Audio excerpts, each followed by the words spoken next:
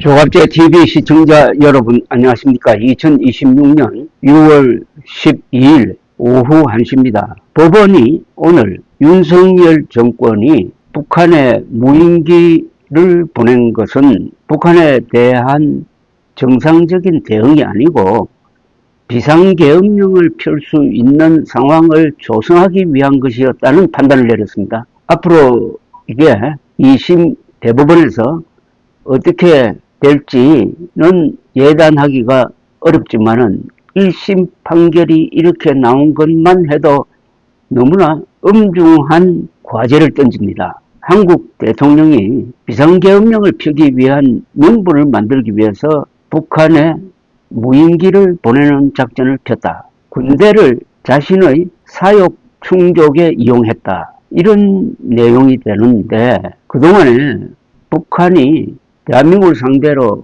수많은 도발을 하고 대통령을 죽이려 하고 외국까지 쫓아가서 폭탄 테러를 하고 그리고 수도 상공에 무인기를 보내고 한 것까지 감안해서 이런 판결을 내렸는지에 대한 어떤 궁금증이 있고 이런 군사작전을 적나라하게 재판 대상으로 삼았을 때 우리 군에 미치는 사기 이런 것도 있고 해서 참 복잡합니다. 그러나 언론에 보도된 판결문대로라면은 김용현 국방장관, 윤석열 당시 대통령은 국가와 군에 대해서 씻을 수 없는 죄를 저질렀다는 느낌은 옵니다. 이런 상황에서는 우선 사실관계를 확정하는 것이 먼저라고 생각을 합니다.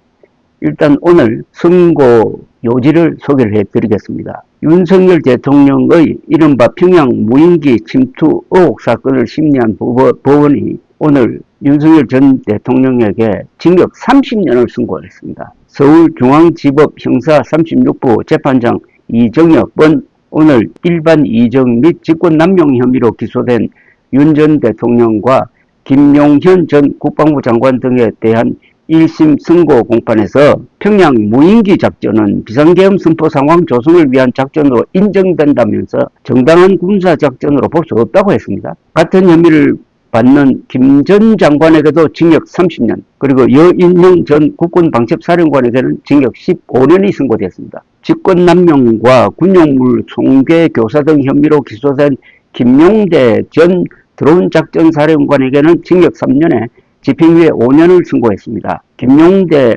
드론작전사령관은 윤석열과 김용현의 의도를 몰랐다는 내용입니다. 우선 재판부는 평양 무인기 작전이 비상계엄 선포 상황을 조성하기 위한 작전으로 인정된다고 판단을 했습니다. 2023년 3월 윤 전 대통령이 김용현 전 국방장관, 여인영 전 방첩사령관 등이 있는 자리에서 비상대권을 언급하고 김용현 장관이 여인영 사령관과 모임에서 비상대권에 관한 발언을 하는 등 비상계엄 선포 상황을 조성할 필요성이 있었다고 보았습니다. 그러면서 법원은 북한이 오물풍선을 부양하지 않는 시기에도 김용현 전 장관은 작전을 지시했고 합동참모본부가 반대 의견을 냈는데도 강행을 했다. 북한을 자극하기 위한 것이었다는 거죠. 북한을 자극해서 북한이 한국에 대한 도발을 하도록 유도하기 위해서 그렇게 했다. 이런 이야기입니다. 여인영 전 사령관의 메모에 적힌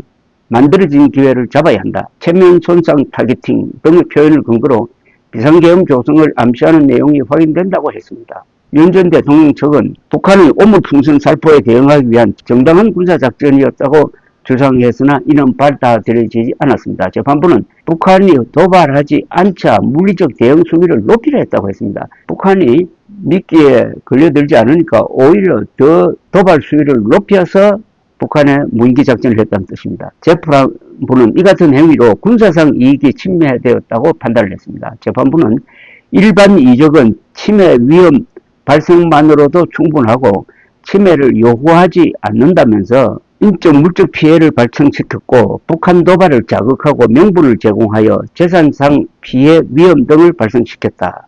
대한민국이 정한 군사력을 사적 목적으로 사용한 것이라서 불필요한 위험을 초래했다라고 했습니다. 이 작전으로 인해 군사상 비밀이 북한에 노출되는 등 추후 같은 작전이 어려워졌다는 점도 지적을 했습니다. 일반 이적 혐의에 대해서 재판부는 윤 전 대통령을 공동정범으로 보았습니다. 재판부는 김용현이 윤석열 승인 없이 장관 권한으로 작전을 감행했다고 보기 어렵다. 윤석열이 비상계엄 상황 조성을 위해 작전에 공모한 것으로 보이고 기능적 행위 지배도 인정된다 라고 했습니다. 김용현 전 장관은 윤 전 대통령의 작전 지시를 받은 점을 인정했고 여전 사령관의 메모에 비상계엄 관련 다수의 내용이 확인된 점을 고려하여 이들이 계획에 참여했다고 판단을 했습니다. 직권 남용 부분도 유죄로 인정을 했습니다. 재판부는 윤석열과 김용현은 군 지휘 권한을 갖고 있지만 정당한 작전이 아닌 위법한 작전을 수행하게 한 것이라면서 대한민국 헌법이 정한 국군의 사명에 반하는 것으로 군인들은 명령에 복종할 의무가 없다고 했습니다. 윤석열과 김용현의 명령이 부당하므로 부하들이 저항을 했었어야 된다는 이야기입니다. 참 중대한 문제를 지금 지적을 하고 있습니다. 그러면서 법원은 윤석열과 김용현은 직권을 남용하여 군인들로 하여금 의무 없는 일을 하게 했다고 말했습니다. 재판부는 양형 이유를 설명하며 윤 전 대통령 등이 일부러 국가 비상사태를 만들려고 했다라고 또 한 번 언급을 했습니다.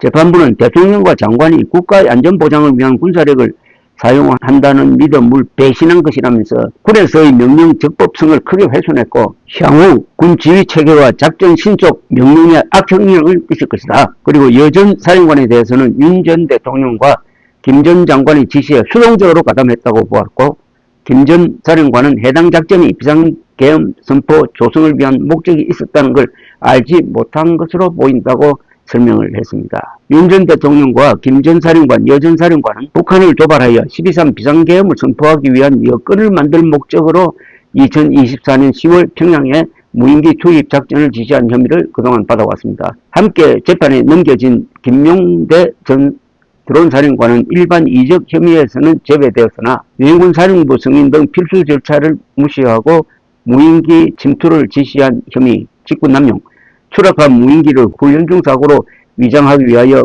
부하들에게 허위 문건 작성을 지시한 혐의, 허위 공문서 작성 교사 등을 받고 있었습니다. 이게 앞으로 미칠 영향은 심대합니다. 우선 북한 노동당 정권이 아주 큰 소리를 치면서 국제적으로 문제를 만들 가능성이 있습니다. 그리고 한국의 국군 장교단이 상부에서 내려오는 명령을 의무적으로 의심해야 된다는 그런 이야기로 갈 가능성이 있습니다. 그러면은 명령에 죽고 사는 군조직이 정상적으로 가동하기 어렵다는 게 됩니다.